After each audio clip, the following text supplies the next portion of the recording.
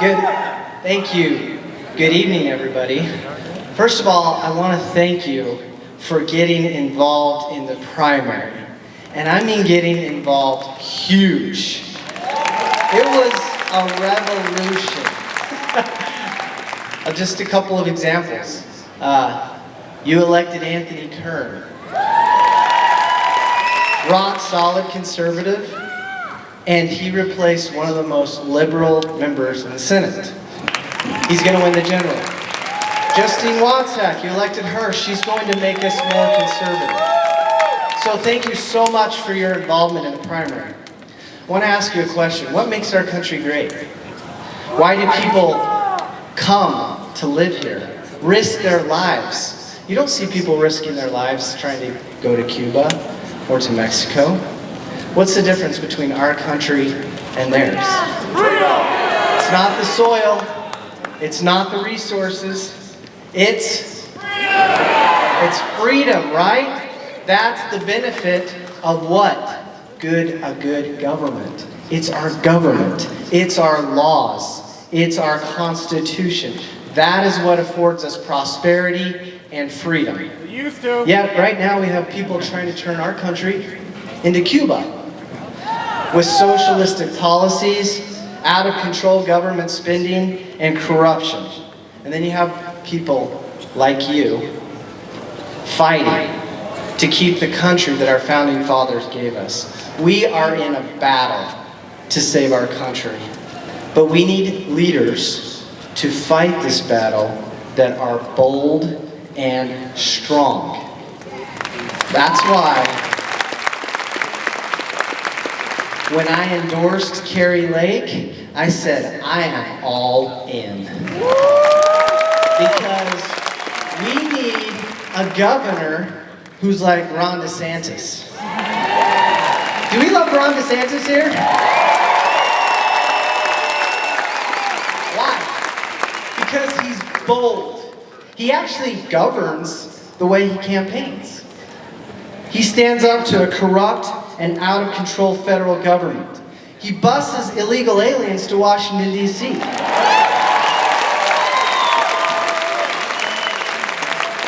He fires attorneys that won't enforce the law. He fires incompetent election directors. He keeps smut and filth out of our kids' classrooms.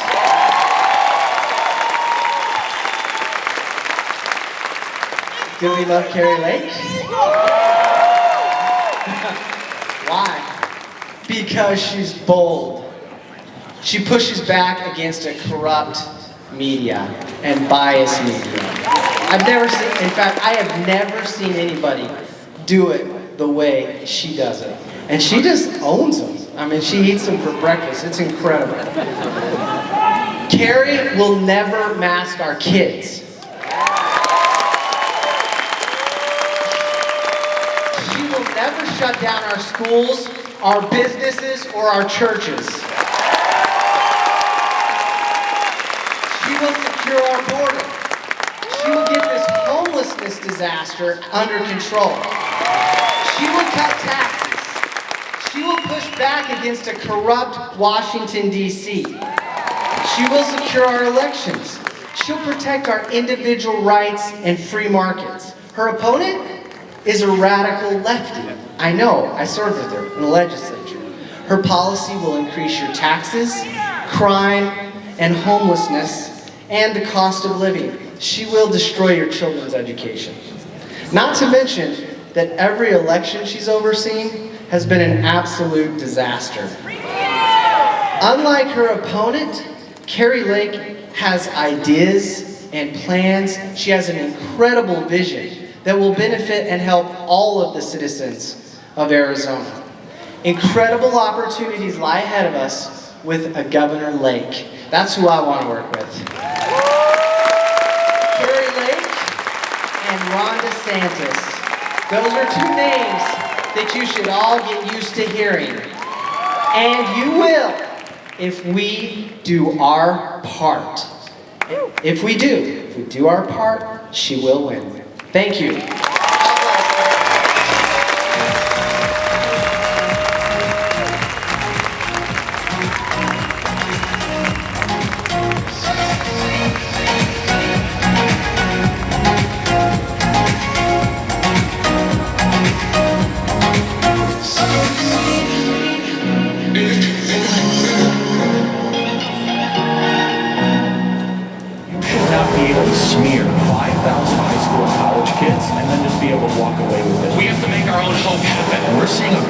alignment. We know that there's going to be a red wave in November. I'm traveling the country and I'm seeing people that are angry and motivated. There's still a lot of fight left in the American souls. We're going to win, and those people are going to lose.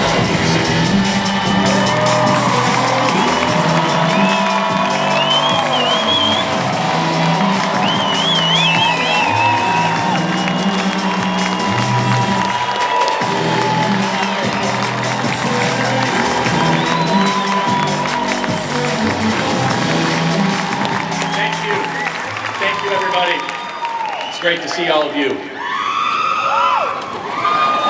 Thank you. Thank you. I don't know about you, but I'm mad right now. And let's just think about this last week. In the last week, we had Mark Kelly vote to hire 87,000 new IRS agents. By the way, to go audit you, to go audit small businesses, to go after enemies of the state and people that are a threat to the Democrat Party. I can guarantee you this, that conservatives or people here tonight, that's who the IRS is going to go after. So that's the first thing. And then we're supposed to believe that these two things aren't related. 87,000 new IRS agents. And then the crossing of the Rubicon. The action that will never be able to be undone. The moment in time that we'll all remember when the Federal Bureau of Investigation, with 270 man-hours and 30 agents, went into Mar-a-Lago to desecrate and, dare I say, invade a president's home over a paperwork dispute. And a paperwork dispute. And by the way, they let Hillary Clinton smash devices and delete 33,000 emails. Where's the FBI raid for Hunter Biden and Chinese Communist Party deals? Where is the FBI raid for all these other people? And I'm telling you right now, what they did this last week, 87,000 new IRS agents going into Mar-a-Lago, it's very clear what's happening here. There's no going back. This is no longer a debate of tax policy. It's no longer a debate of, well, you know, I think the Democrats mean very well. We just have different ways of getting there. They raided our president's home. There is no going back from this, everybody. There is no going back. And we need to send a message to the media right now because we got a lot of them. We got the New York Times and all of them. The raid at Mar-a-Lago only makes me like Donald Trump even more.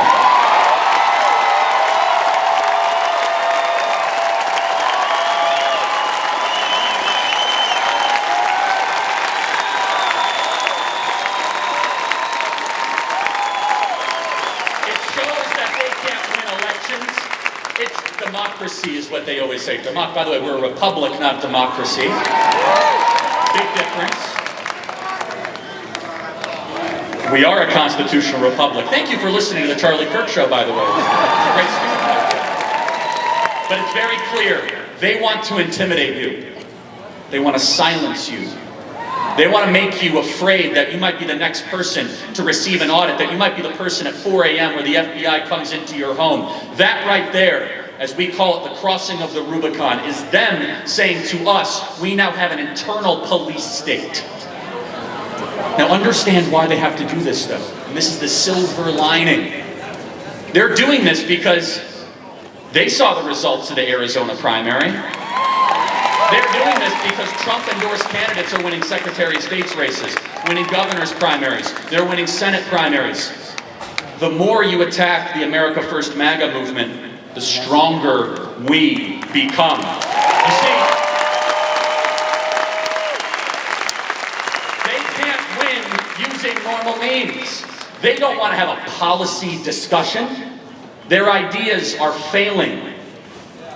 Their principles are against everything that we believe as Americans. They have to go to third world tactics. In fact, this is fourth world stuff. The third world's looking at us and saying, you're going after a former president for a potential paperwork dispute after there was a meeting in early June with the same FBI. And then Merrick Garland comes out and says, I personally approve the raid. Let me tell you what, day one, Republicans take back the House and the Senate. We impeach Merrick Garland and we remove him as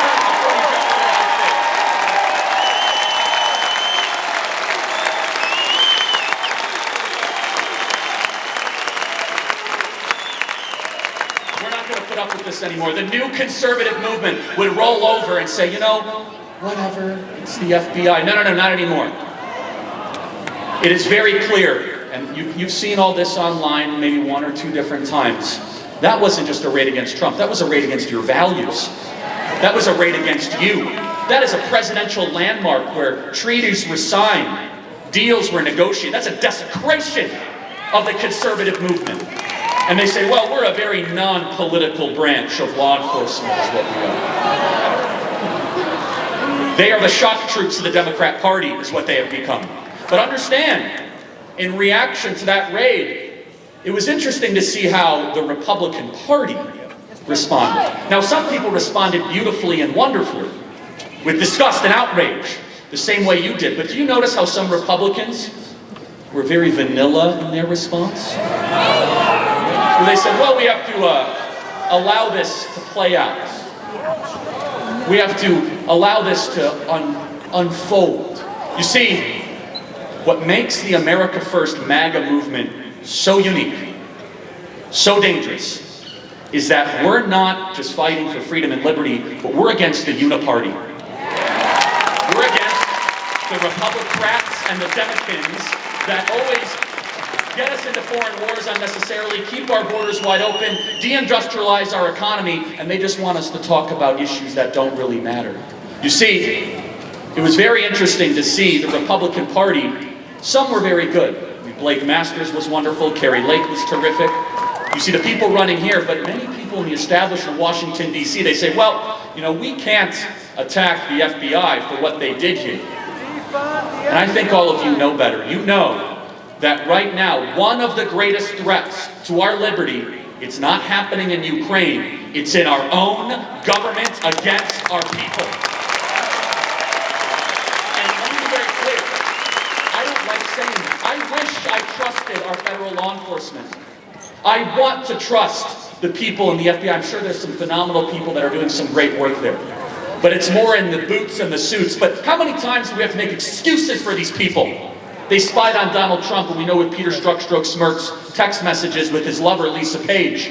Well, he's not going to win, is he? We have insurance policy. They lied about the dossier. They destroyed evidence. Did James Comey's apartment ever get raided? How about Andy McCabe? But it's not just Trump. Peter Navarro, Steve Bannon, Scott Perry had a cell phone taken. Wake up, everybody. They are weaponizing the police against you. And guess what? You know what they fear? They fear what's happening here tonight. Bigger crowds, more momentum, more energy. We need to send a message to them. The more you raise, the more we gather. The more you compensate, the louder we get. You do not get to determine the rules of engagement anymore. The people are back in charge. One federal law enforcement.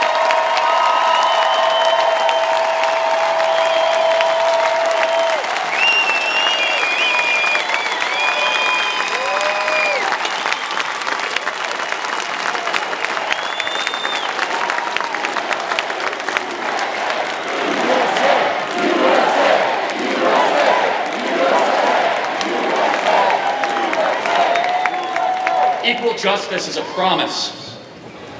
If you're going to raid over a paperwork dispute, I just would love to see what equal justice would look like with Hunter Biden.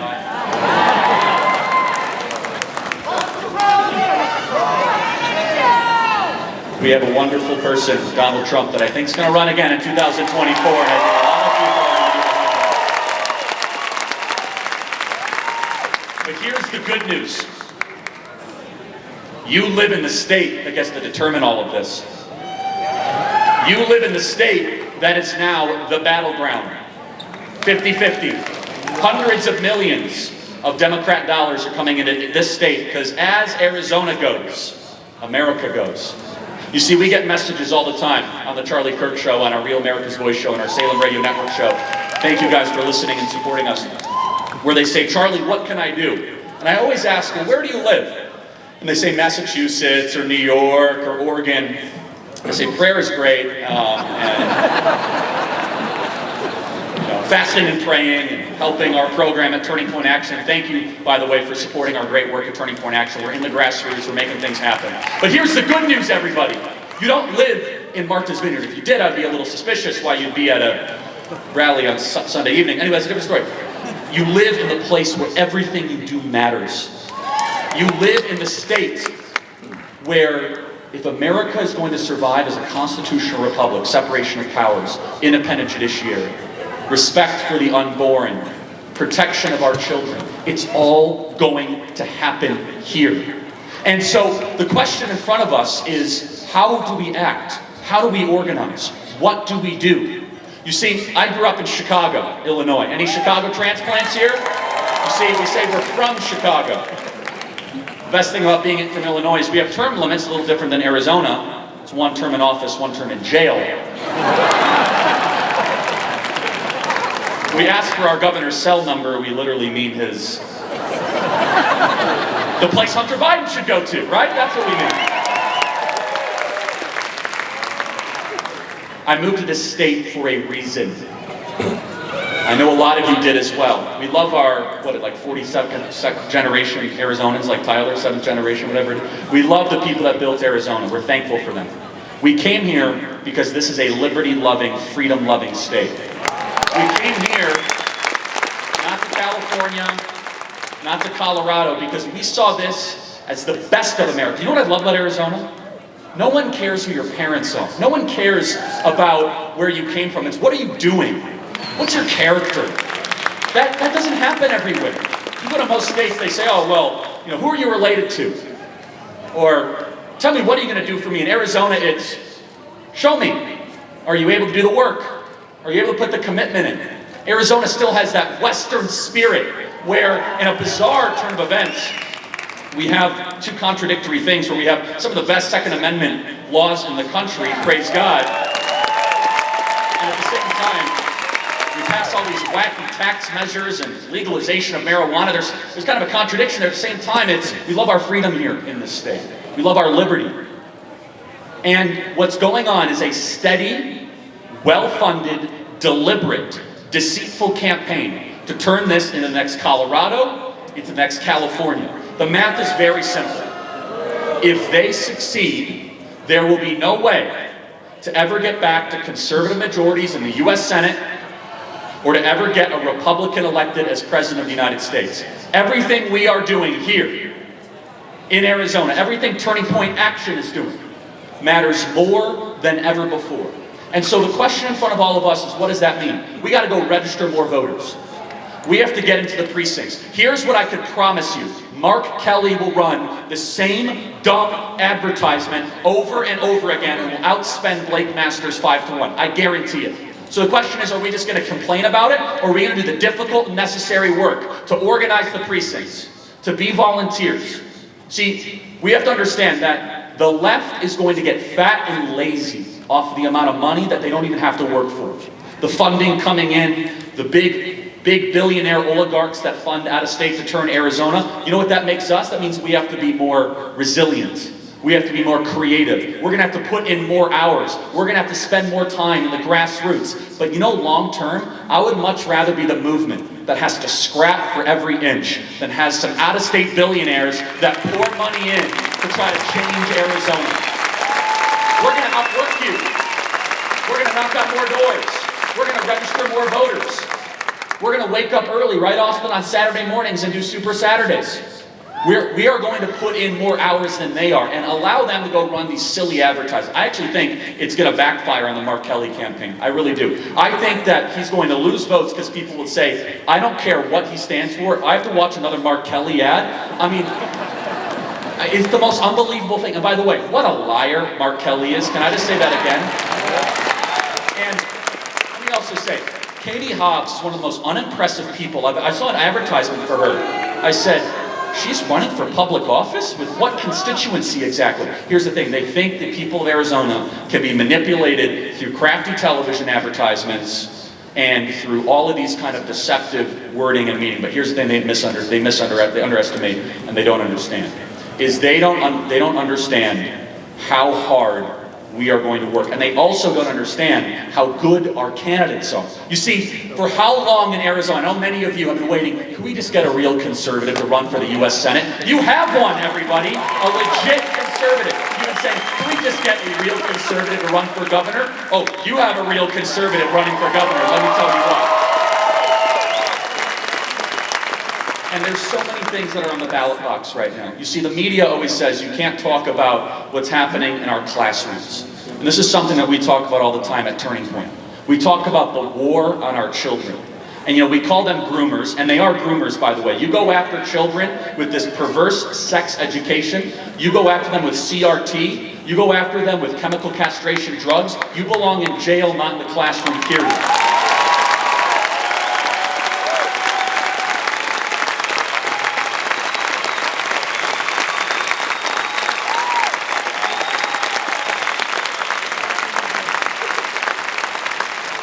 It's all about our children. Arizona is a pro-family state, and it needs to remain as one. Make Mark Kelly explain why he voted for 87,000 new IRS agents. Make Katie Hobbs explain why she won't ever give a direct answer on critical race theory in the Scottsdale Unified School District, why she won't give a clear answer about this queer theory sexual identity curriculum that is coming into our government schools. We must play offense in this election, everybody. You see, this is something the media fears. This is why they had to raid Mar-a-Lago. They fear all of a sudden a conservative movement that wholeheartedly rejects the issues that they always want you to talk about. You see, when we talk about our children, when we talk about the issues that are fundamental as the strong protecting the weak, as a society that is not going to put up with this sort of academic predatory behavior, you know what ends up happening? We win in major numbers. You know when conservatives lose? Conservatives lose if all of a sudden we get up on the debate stage, which has happened in Arizona the last couple election cycles. We say, well, I think Mark Kelly is a wonderful man. No, Mark Kelly's not a wonderful man, actually. And I'm tired of people. He's such an admirable person. You know what? Admirable people don't vote for 87,000 new IRS agents, okay? Admirable people don't go and vote for multi-trillion-dollar bills while we are having this massive inflation. You see, right now, the conservative movement, all of us together, we're going through a time of choosing and also a moment where we're going to have to understand our path forward.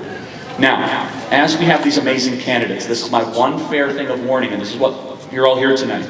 You understand many people in the Arizona Republican establishment want Blake Masters to lose. You understand this, right? Or to make Kari Lake lose. They would much rather deal with Mark Kelly or Katie Hobbs and say, see, I told you so. See what happens when you elect these grassroots candidates?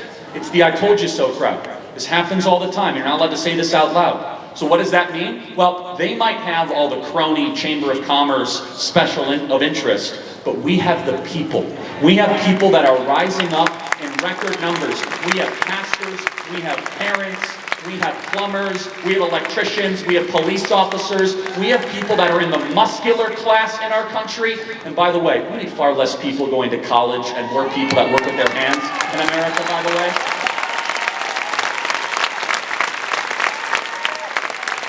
This new conservative movement is one that fights. It organizes. It understands that the time is unlike anything we've lived before. Someone asked me the other day on our program, they said, Charlie, do you think America is going to make it through all of this? I said, it's wholly dependent on our action. You see, if I told you right now that I was optimistic about the future of America, you'd say, well, I get to go home right now, and Charlie said he's optimistic, so I don't have to do anything. If I said I was pessimistic, you could go home, you could say, well, I don't have to do anything because Charlie said we're going to lose. Here's what I do know. We have to make our own hope happen. Is that everything, the money you give, the prayers that you embark on, the precincts you organize, the candidates you support, every single one of those things is going to make a huge difference. Now, many of you here tonight are probably saying, Charlie, I've done everything that has been asked of me. I watch Tucker Carlson every night. I bought the pillow. Promo code Kirk, by the way, mypillow.com. Just so I have a closet full of Relief Factor. I reverse mortgaged my home. I have more gold than I know what to do with. I have that thing that goes up the stairs. I don't even know what it does. What else am I supposed to do? And here, look, I'm all for watching Tucker and watching Bannon and watching our program, but let's be honest. Conservatism in America and reclaiming our country is no longer a spectator sport. We need people in the arena. Now, how do you know if you are in the arena? You know you're in the arena if you have lost something that you cared about recently in the fight for freedom. A friendship, a business contract. You see, and there's people, this is the cool thing though, not everyone has to be front and center. You could be in the fight for freedom in the background. Some people say, you know what, I'm going to financially support the good candidates. I'm going to just be behind the scenes. We need every single one of the workers at every possible level to be able to organize, to be able to do what is necessary. And again, this is something that is very important. The Republican Party is in a much healthier position than the Democrat Party. They are a machine. And the problem with machines is that they tend to fall apart.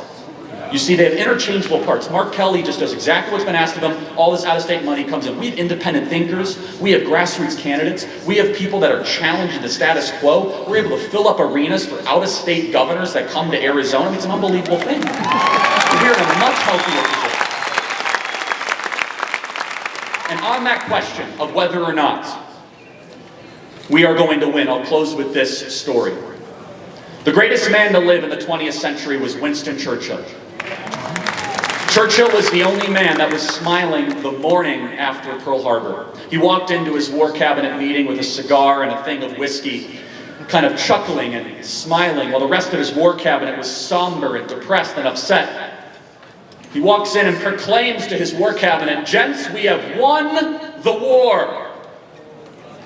His war cabinet said, "Sir, what?" He said, "We have won the war." And some brave soul stepped up and said, "Have you lost your bloody mind?" We are losing thousands of Royal Air Force members every single day.